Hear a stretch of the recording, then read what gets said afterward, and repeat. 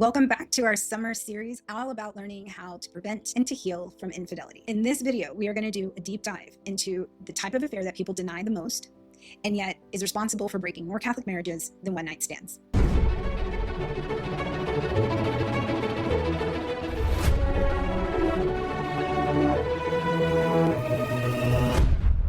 Emotional affairs are more likely to end a marriage than a one-night stand. That is a huge revelation to most people, and it was discovered by Dr. Shirley Glass. Remember, I put a link to her book in the comments. That's not to say that a one-night stand isn't a rupture in trust or that it doesn't count as infidelity, but a one-night stand is often a quick rupture that, depending on how the couple deals with it, can also create a quicker path to healing. Not quick, because none of it is, but compared to emotional affairs are a slow eroding and slow replacement of emotional needs with another person, which is why they're more likely to end a marriage. Why is that?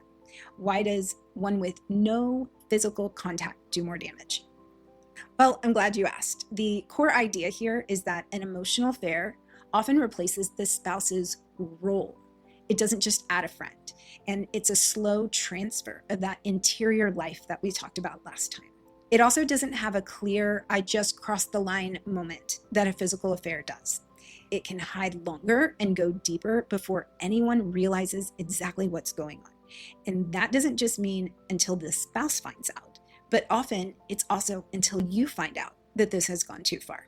This might be a good place to use the analogy of the frog in the boiling pot, although I've heard that that's not actually true. But if it were, it's the slow change over time that we often don't see. And it often feels more intimate than the marriage because the affair gets the best version of the self and home gets the leftovers.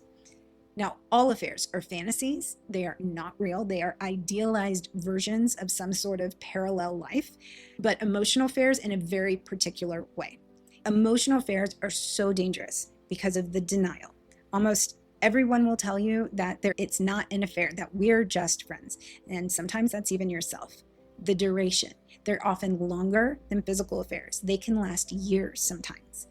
The attachment, they form a deeper bond than a one-night stand could ever form.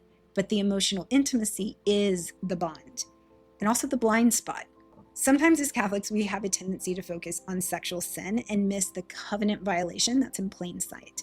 Nowhere is this more true than in emotional affairs. You can give your body to one person, but give your heart to another. And both of those are betrayals. Okay, much like we did last time when we said what counts as an affair, let's talk about clinically, what is an emotional affair? Remember in the last video, we talked about the three markers that converge: emotional intimacy, a charge of chemistry, and secrecy. All of these happen, but without physical contact. And the key word here is primacy. This person outside of the marriage holds first place, if you will, the first place that your spouse is supposed to hold. Maybe they're the first call or the first thought in the morning, or the first place you go for comfort. Maybe they're the last call or the last thing you think about at night. Theology of the Body tells us that emotional self-gift is part of a total self-gift, and you only have one interior self to give fully. So the key word here is the primacy of this relationship. Our spouse is supposed to hold that place, but in an emotional affair, someone else is primary. When we talked about the fact that emotional affairs can slowly erode at the marriage and are often not discovered until much later when they are more developed, it's important to know that emotional affairs and physical affairs are both betrayals, but I also want you to hear this. Your spouse will feel them both. Everyone wants to argue about the line between a real friendship and emotional affair, so let's settle this once and for all, at least in my opinion. A real friendship is transparent, it's boundaried, your spouse is fully in the loop, but an emotional affair is filtered, secretive, and has a primacy. And the simplest diagnostic here is what I call the text thread test. If you would have to clean up a text thread before showing it to your spouse, it's not a friendship.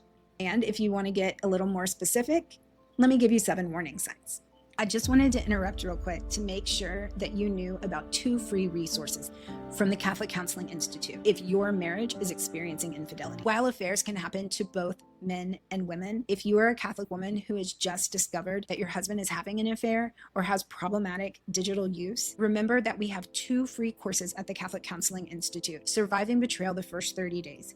In these free courses, there's a video for each day where I walk you through step-by-step psychological skills to help yourself and important information to set up your marriage for the best chance of success. The purpose of these is to be present with you the moment that you need it, anytime, anywhere, for the first 30 days as a bridge between disclosure and getting professional help. And each free course includes over 100 pages in workbook and journaling prompts. There's a link to these in the description. Make sure you use them if you need them. They will always be free. Share them with your sisters who do. Here's some warning signs. You think about them when you're not with them. There's daydreaming or mental rehearsals. Do you dress different? You tell them things that you wouldn't tell your spouse, and especially complaints about your spouse. You've started editing. You delete text, or you leave out the fact that you went to lunch. Number 4, you feel more alive with them than you do at home. Their texts energize you, but home tends to drain you. Now, this has to do with the fact that affairs are not real. They're fantasies, a parallel, unreal life, but we'll get to that later. Number 5, you've crossed physical micro lines. There can be a lingering hug or a touch on the arm. Number 6, you've started comparing. These are the dangerous things that happen in your mind. Your spouse may become the villain and this other person is the hero. But any type of comparing of your spouse to someone of the same sex outside of the marriage is a warning sign. And number 7, you'd be devastated or really, really sad if it ended. There's a disproportionate sadness to a friendship ending. As I mentioned, sadly, Catholic marriages experience infidelity at almost the same rate as the outside world. And so let's talk about some of the Catholic context that these emotional affairs could start. Think about ministry partners or small groups, the choir, marriage prep teams, ironically, but yes, sadly, I have seen. Spiritual friendships. The mechanism here is that a holy context or a sacred context can really disarm the warning systems that you have. You'd probably be more suspicious if you were at a bar, but it's not very suspicious if you're at a Bible study. But very intimate one-on-one emotional sharing can happen. And the spiritual intimacy can be mistaken for emotional intimacy. And the religious framing is what makes it feel safe, but is often a trap. And this is why I call it a spiritual trap. And this is how I defined a Catholic trap or a spiritual trap. Spiritual language is not a substitute for spiritual armor. If anything, holy contexts require more vigilance, not less, because they bypass your normal warning signs. So be careful with ministry partners or small groups. If you have recognized yourself today in crossing into some of these boundaries or seeing any of these warning signs in your own interior life, these are my suggestions. End it today. Do not create distance or slowly fade. End it now. No one last conversation or one last text. That is the affair talking. Tell your spouse, yes, all of it, if it is safe to do so. We'll have a whole video on disclosure in video 13 because there are limited situations where it is not safe to do so or would not be beneficial to do so. I could never say in a video in a general sense what would be right for everybody.